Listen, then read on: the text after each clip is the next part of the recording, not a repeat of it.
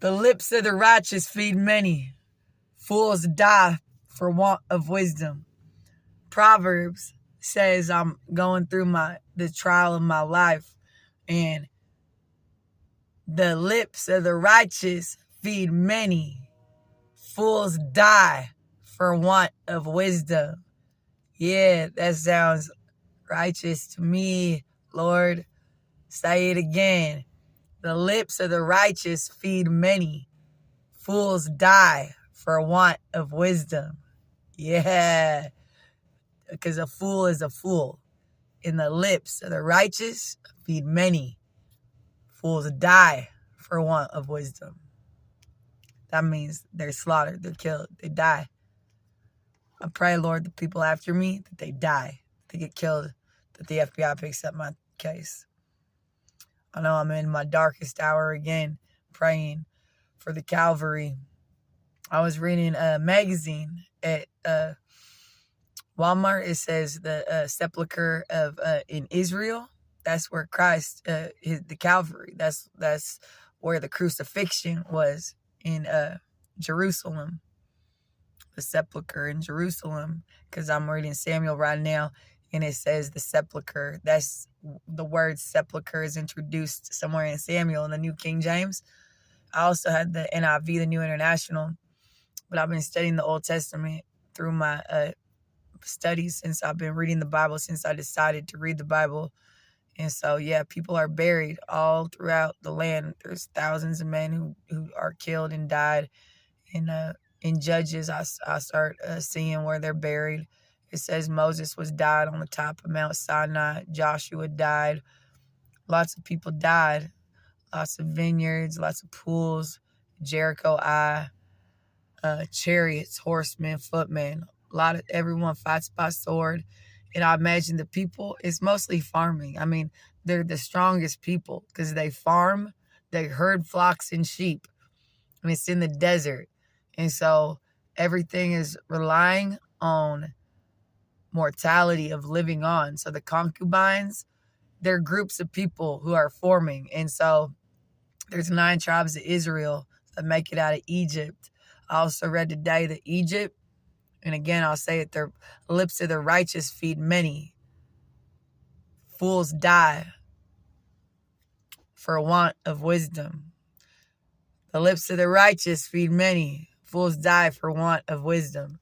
So anyways, in the Old Testament, it's Jericho, Abimelech, Jerubbaal, Gideon. I really like Gideon and Judges. That's one of my favorite stories. Gideon really got me. I could identify with that because he was the sword of the Lord. And of Gideon, I was in Salt Lake City, I think, reading about Gideon. And Gideon was a young man, probably about 15, 16 years old. His son, they had the Asherah pole, the Baal, his father. So he tore down his father's Asherah pole. He built his own altar. The angel of the Lord came to speak to Gideon. And he said, he told Gideon to take an ephah of flour, to take some lamb and flesh, to put it on a rock, take a staff and light it on fire. And he said, you can defeat the Midianites. And then Gideon goes to his room. He has a sheep coat of wool. He wrings it. And if the wool is dry in the morning, then the Lord is for sure.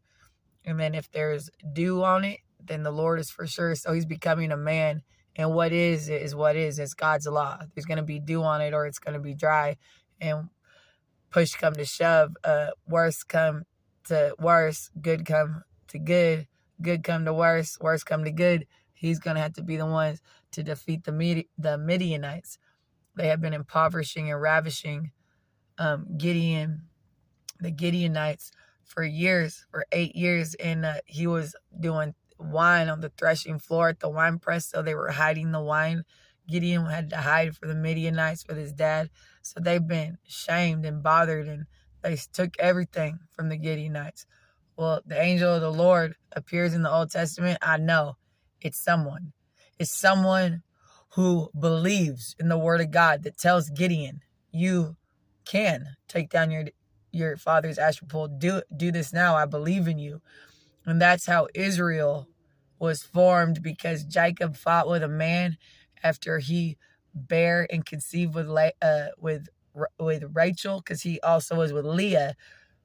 Rachel was Jacob's second wife. She had to wait like 7 years, and Jacob asked Rachel's father, "Can I work for you so I can marry your daughter?" So he worked all those years. Then he married Leah first. Rachel had to wait like 7 years, and all these children were born to Leah. Then finally, Jacob had children with Rachel. The night that they conceived, they bear Joseph. Joseph was one of Rachel's sons. Yeah, Joseph. She had Joseph. And so then Jacob fought with a man to the hip bone. They fought, and they decided to forge an alliance, and he named Jacob Israel. And Jacob, that's in Genesis, and Jacob becomes Israel. Jacob is Joseph's father. Joseph gets sold to Potiphar by the Midianites. I believe it's also the Midianites or the Moabites. Could have been the Moabites or the Midianites. I believe it might have been the Moabites, actually. And then Joseph, Jacob's son, he has the storehouses. He's imprisoned in Exodus, and he ends up having all the food during the famine. He never lies. Jacob doesn't lie. The Lord is with Joseph mightily. And Jacob has all these sons. He has Ephraim, Manasseh. He has Jacob. He has Simon. He has Reuben. Those all become the 9 tribes of Israel. And Moses was born of a Hebrew and escaped. And so Israel was named Jacob. That is Israel. So the angel of the Lord also killed Pharaoh's son. And so that is a man. That is a man that goes to kill Pharaoh's son. Someone finally kills his son. Yeah. And it's the angel of the Lord, because what a perfect angel who has never done anything wrong, who's been doing everything right, all the commands of God, and killing Pharaoh's son. Yeah, and they leave, because that's the first time of the angel of the Lord. The movie that I see, that's cool. It says it's a spirit. I believe it's a man. The angel of the Lord appears again to Gideon. It's someone saying, we can do this. We can believe. We don't have to stand for this.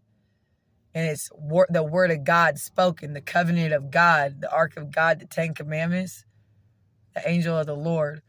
And again, David and Samuel, what a perfect angel of God David was. He defeated his enemies on every side. He slung Goliath with a sling. He was Jesse's youngest son, and he was fighting the Philistines. He was a perfect angel of God, and he became king, and Saul ended up dying, and David became king. That's where I'm at now. David was a perfect angel of God. All he does is defeat his enemies on every side. He never lies. And that's what I'm saying about the people in the Old Testament. They're farmers. They're women. All they do is survive in barren country, and everything's about defeating their enemies and keeping the Ark of the Covenant. It's like not 1 minute of grace falls. They're such a holy people. Hair and nails and blue, pristine, green, brown eyes, beautiful bone and teeth, and huge bones in their face, and beautiful hair, just really healthy. You think about them slaughtering the animals and burning the meat and eating the flesh, and the flour so fresh, and the vine and the olive, and how much work everything was, and how much things had to be fought for, that it was continuously, like if someone did something wrong, like what I read recently was someone got killed right away, which was one of David's sons. He told his sister, and I think his sister's name was Tamar. He said, "Come to my room and give me meat." And so he wanted to wrestle with Tamar, and then he said, lay with me, Tamar. But even doing that, not getting out of bed and playing a game like that, and then wanting to bolt Tamar and lie about her giving you meat, and then lying in bed so you could be mean to Tamar and then bolt the door, that's like, he got killed, because that's how good they are. They're farming, slaughtering animals, and the fights are real. The Philistines are real. That can't be David's son. He can't think that that's going to be a game with Tamar, because think of how Pharaoh treated the Hebrew people. That's all they did was abuse women. and everything goes on in that other direction. He got killed. David's a perfect angel. And David had to mourn the loss, but that's gonna have to be how it goes, because of how everything is.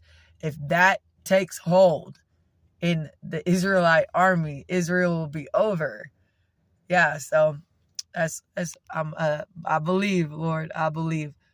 The lips of the righteous feed many.